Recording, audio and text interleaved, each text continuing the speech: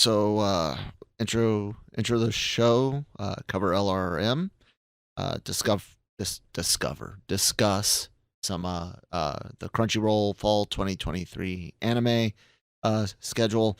And then the WGA strike might be over by today, maybe.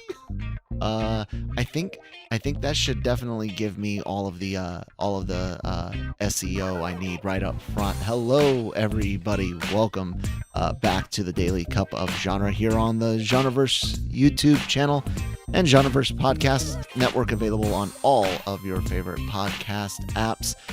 Do give us a follow on said app if that's what you're watching us on, and if you are listening to us on, geez, Kyle, and if you're watching us on the Genreverse YouTube channel, please do give us a subscribe.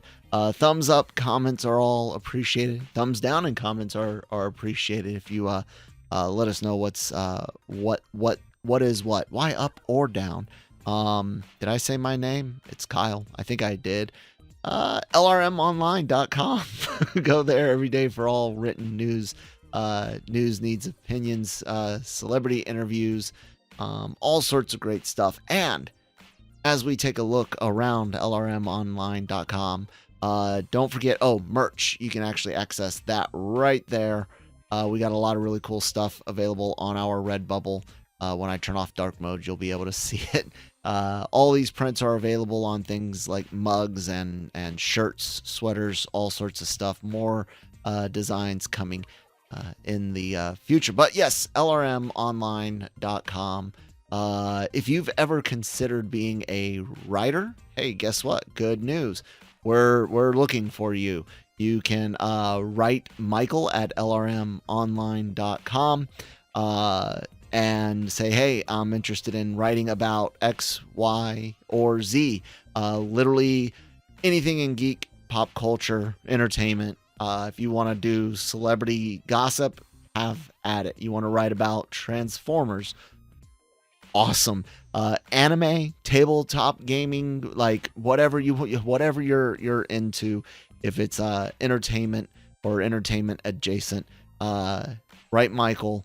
Let them know you're interested, and get to building that portfolio. Who knows? Maybe you'll find yourself doing some guest spots on this show or others on the Genreverse. Other stories you can find at LRMonline.com include comic book related stuff. Jeff, I've always said Lemire. I think it's Lemire, but I don't know why I said Lemire when I first read his name. I really enjoyed his run on Moon Knight, which was partially used for the Moon Knight series. It had its moments. But yeah, Fish Fly's new book, number 2, coming out. Shockey wrote this up. Definitely check that out. And there's a lot more stories going on at LRMonline.com. Of course, all the reviews that for stuff like Ahsoka and Wheel of Time go up, both written and our video reviews. Trailers, Percy Jackson, the new series for Disney Plus, they just got their trailer up. Anime news, I'm posting stuff from press releases that I get from Crunchyroll and other services, including the Crunchyroll schedule for fall, or well, at least the partial schedule, the schedule they've announced so far. Oops, that's actually crunchyroll.com themselves. So over on LRMonline.com, I've picked out a few shows that I think might be interesting to a variety of people, including several that we will be covering here on the Genreverse YouTube channel. Commenter told me I should be pronouncing this as kind of like free ran. So that's how I'm going to do it for right now. Freeran or Freeran. I'll probably just say Freeran because anyways, that's easier in my brain for some reason. I've mentioned this series before. Think of it as after the party defeats the big bad guy, time goes on, and some people are going to outlive others. Elves tend to last a pretty damn long time, and that's the story right there, guys. It's after you defeat the Demon King. So I'm really super stoked about that. That's starting September 29th on Crunchyroll. No time yet. Most of these don't have a specific release time, airtime there, but we know it's usually a couple hours after they air in Japan. If you're an SAO or Isekai fan, Shangri-La Frontier might be your thing. It's exactly what I just explained. You're gonna have a kid that wants to go and play in a video game world, and they don't have a great image of him right here. But when I first saw this anime and several of the key visuals from it, I kept mistaking this bird character like we were gonna get some Star Fox. Right there you go. We were gonna get some Star Fox anime going on, and that was Falco or something. It was just the thing that pops into your brain when you first see it. But that show starts on October 1st, and then on October 6th, I had to add a little bit of violence in there, and we've got Goblin Slayer Season 2 or Goblin Slayer 2, another series that will be getting reactions, potentially some reviews here on the Genreverse YouTube channel. So if you're listening to us on podcast, you're into anime, you don't know if you're into anime reactions, come over and check out the channel. That's starting October 6th, along with a little bit of fan service with girlfriend. Christine and I started watching season 1 months ago and got through, I want to say 4 or 5 episodes before either life got in the way or something. I don't remember hating the show, so we might get back into it. This one's a bit weird. I'll give you premise from the first season because the second season just kind of continues on from there. And I've got a little blurb on here from Crunchyroll about all of these. But dude has a pretty good thing going with a girl. Another girl confesses to him, and he's like, you know what? I want to juggle you both. Cause it's mean to let one pine after me and not give her a chance just because I'm with another, and he convinces his first to let him do this, and it's hilarity ensuing, if you will. But yeah, season 2 is going to be summery bathing suits. You can see the key visuals right there. Dr. Stone returning on October 12th. Yes, October 12th. Part 2 of the New World, second core of the New World, which is the 3rd season. I cannot wait for this. Dr. Stone is one of my all-time favorites. You can kind of see Senku right there. Right behind him actually is Tsukasa, and then I've got a Gen over right about there. So yeah, I'm a big Dr. Stone fan. Can't wait for that one. Find out who the Y-Man is, the village, the person involved in charge of the village where they're at right now. But yeah, Crunchyroll's got not only those that I mentioned, but a whole lot more. You guys can, if you're on LRMonline.com, you can catch that link to this page, their full season, over 50 new and continuing series this year. A lot of really good things coming out, but like I said, not a lot of times have been announced. So I know Ancient Magus Bride is continuing on, that a lot of people have been excited about. Let me know what you guys are excited to see in the description box down below. I know over on the other services, and let me close out of Crunchyroll so they don't get upset me talking about other services on there. No, I'm joking. But over on like High Dive, I know we will be watching The Eminence in Shadow, which I think is something like October 9th. Let me see if Maul has a rough time on when to expect Eminence in Shadow. October 4th, allegedly. Also, allegedly, we will be getting some Spy Family on October 7th. So we'll see how that goes as far as release times in the U.S. and what not. All right, then. Anime done and covered. And as I had said earlier, I was going to talk about some strikes. Strike. So for those of you that don't know, Hollywood's been on strike for a while. The writers kicked it off 142 days, 143 days ago. And after some encouraging talks yesterday, And this is, I'm reading from Variety as right now, or using Variety as my source. After some allegedly good talks yesterday with CEOs and reps of the WGA, including Bob Iger and David Zaslav, you had a scheduled, like they rescheduled, or scheduled more talks today, Thursday, September 21st. There are people that seem to be excited and say that there's progress being made. The fact that the groups are coming together back to back like this, given some of the contentious meetings in the past, as I'm accidentally zooming in too much for you guys. Hold on. We could potentially see a rough deal where they're like, hey, yeah, we're going to end the strike. All right. The joint statement, official statement, just says the WGA and AMPTP, that's the producers side of things, met for bargaining today and will meet again tomorrow. If they are able to come to initial terms, you'll see this a lot. It's not like contracts are signed overnight, but the necessary agreements are made, and the proper, like, yeah, this will happen, assurances are made, and then the guilds or the unions will say, hey guys, yep, we're good, we got the best we can, we got what we wanted, or we're not going to get anything better, whatever the case may be. It's time to pack up the signs and get back to work.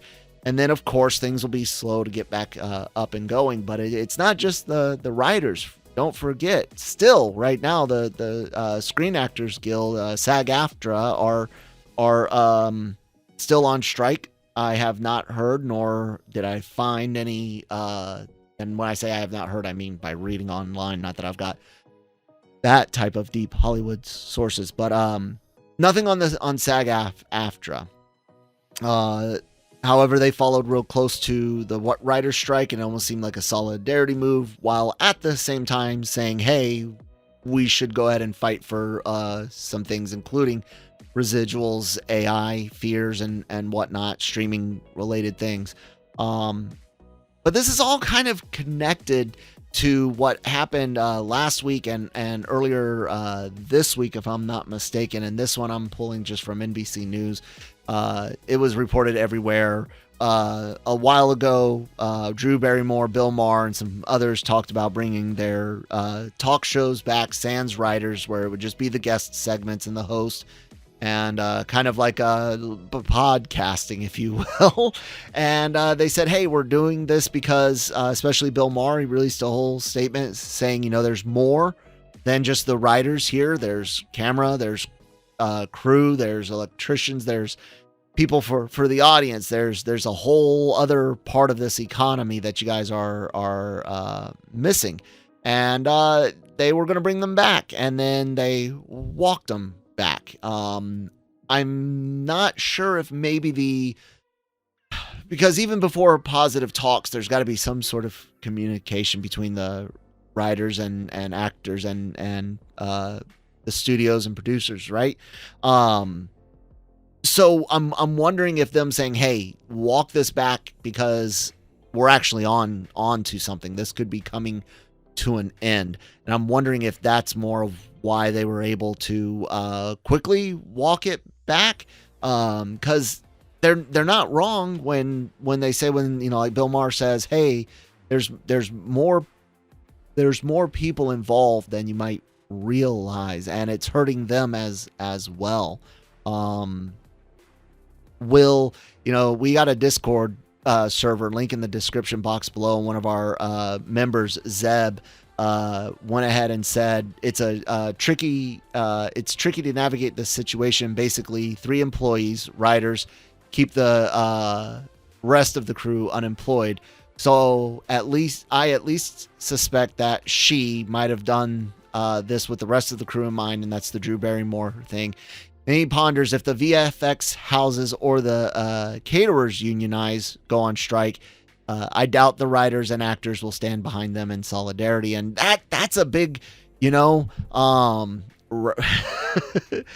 honestly wonder, would writers and actors be willing to forego their paychecks so that the electricians, the caterers, the VFX people, even those already unionized, groups that are already unionized, if they go on strike, will they get the big star support, or will the big star support be like, yeah, sure, we're going to donate to you, but no, we're still going to be on site. I'll have my personal assistant sweep the floors instead. I don't know if that's ever. I'm being a bit facetious there, but it is, man. It's one of those things, and I think with the timing of the allegedly positive talks, I think that's more of why they walked it back, because I would hope that Bill Maher would be, or Drew Barrymore, and there was another one, I can't remember who it was. I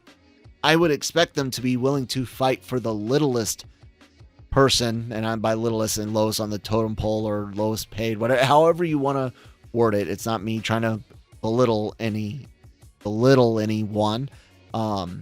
But the small person, you know, the lower end, whatever, below the line, is that the word I'm looking for?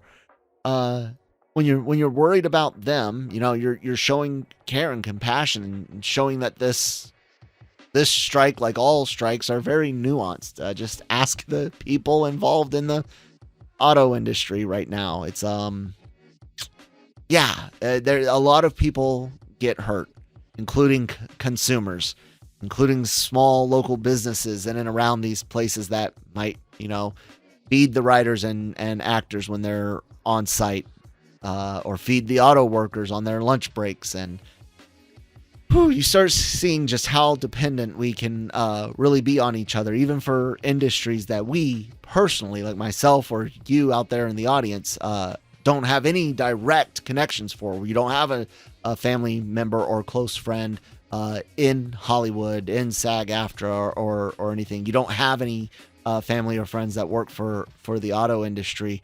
You are still affected by some of this. And that's not me saying, oh, make all the strikes stop. It's like, no, if there's collective bargaining happening, both sides need to need to bargain and compromise. So interesting thoughts on the strike. If the writer's strike ends, I don't foresee the actors being far behind, but it doesn't mean that it will all come together nice and clean. I hope it does. I want to be entertained, and in order to be entertained, I have to have stuff on screen, right? Or on the page. So yeah, let's hope that we can get back to making awful Star Wars and Marvel movies, right? You guys be sure to check out the stories that I discussed and more, most of them at lrmonline.com. If you are listening on your favorite podcast app, again, give us a like, a follow, a review if you can. That'll really help us out, help us grow, support the channel. The podcast network, the channel here on YouTube. Subscribe, again, thumbs up, down, leave some comments. I really do appreciate them. And again, merch, if you want to support Daily Cog, check it out. Get yourself a Daily Cog shirt, mug, sticker. We got cute anime girl in IMA. She's for AVR squared. All the other podcasts have a little bit of love as well. So yeah, check all that out. That's going to do it for me, guys. I'll see you. Hey, look, 4 out of 5. Hopefully, knock on wood, I make it all 5. Bye.